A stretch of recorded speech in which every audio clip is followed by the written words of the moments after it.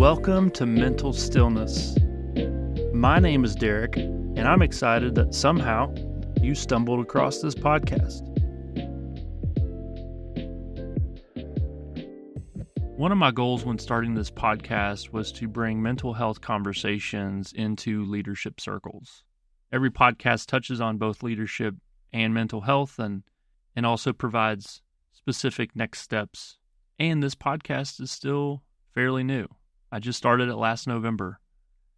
As I continue to get more guests and provide more content that helps you and your leadership team, if you could take just a minute and go over to Spotify, Apple, YouTube, wherever you're listening or viewing this, and just give me a rating and even leave a comment. The way the algorithms work, it just really helps this podcast get out to more people, and even share this with maybe someone who you feel like would benefit.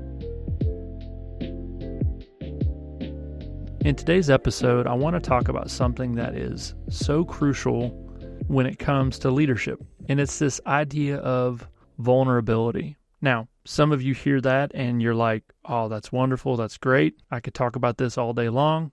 Others of you hear the word vulnerability and it makes you want to turn off this episode, delete the episode, throw your phone in a cup of water, because vulnerability feels invasive. So today is going to be practical. I want to talk about what vulnerability is and what vulnerability isn't. So let's jump into our conversation on vulnerability.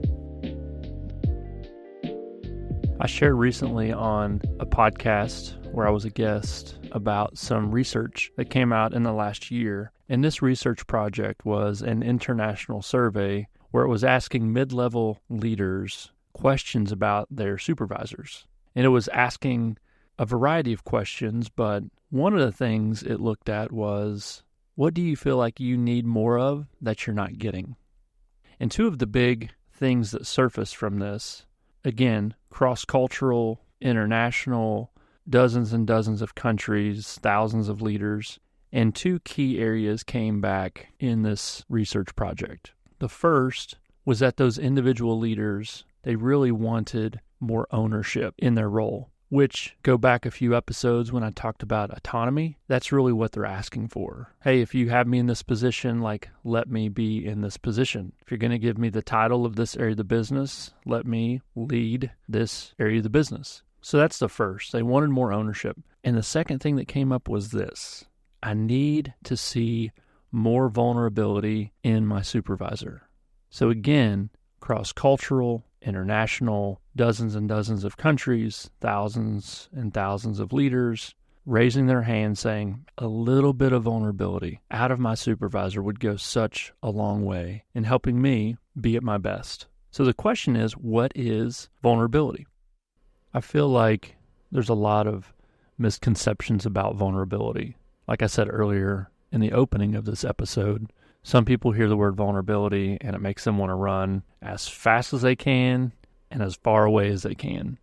So I think it's really important for us to get a really healthy, accurate definition of what vulnerability is as a starting point. I want to show you a couple definitions that initially came up when I first searched vulnerability. And I want to say on the front end, these are not helpful definitions, and I don't think these really accurately define vulnerability as we are about to discuss. But I still want to show those because, again, at surface level, I think this is a big reason vulnerability is ran away from, and people struggle with this in deep ways. So here's the first one that shows up: capable of being physically or emotionally wounded. Another definition that I don't think is helpful for our conversation is being open to attack or damage.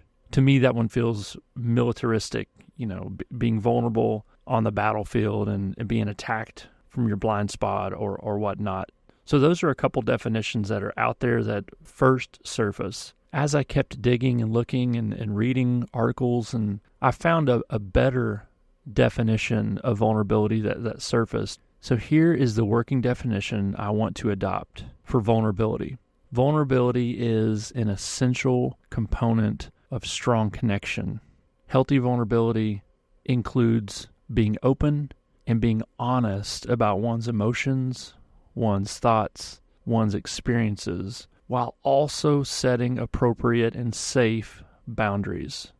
And I love this definition because it talks about vulnerability being essential for strong connection, but then on the other hand, there's also this element of appropriate and safe boundaries. And I think this really sets up where I want to go with this so well. In leadership spaces, I think we've all been in situations where you're in a room, you thought the meeting was going to go one way, and then maybe you get another leader, someone else on the team, that there's this level of sharing that starts to take place that feels awkward, that feels like there's oversharing, and it feels inappropriate, and it feels the time and place is off. Like maybe this is a conversation that should have happened between two people, not the entire team. And I think what you see in those settings when it feels awkward and feels just off, it's because you're watching someone being open and honest, but they've totally disregarded the boundary piece or them taking into account, maybe this isn't the time or maybe this isn't the place to talk about this with the full team when this was really a one-on-one conversation that needed to happen first. So I think it's the responsibility of the leaders to recognize that vulnerability is going to be essential for connection. But we also need to make sure that we have essential boundaries. I like this language. When you're thinking about vulnerability and when to share and how much to share, and the very first thing, it's like public speaking. You need to ask yourself, who's the audience? If I'm about to unload something heavy, something hard onto a close friend, a spouse, a significant other, someone that just knows me in and out, I can be way more raw, way more candid, way more vulnerable. And we need to have those kind of people in our lives to where we can be our 100% vulnerable self. But I think all of us, we need to have a few people that get that level, not many people that get that level. So when we're thinking about the audience and the context and being vulnerable, one thing we have to realize is that vulnerability is always connected to emotion. And if I'm unloading 100% of my emotion onto somebody else without taking into account them and their situation, I'm kind of dumping that emotion on them, and I feel better. That was therapeutic for myself. There's a release that comes with that now it's out of my mind. It's no longer being bottled up. But the problem is that energy, it may leave me, but I'm dumping it on somebody else. And what if they're already maxed out? What if they're carrying something heavy and you were less concerned about what they're carrying and more concerned just about getting the thing off of your chest?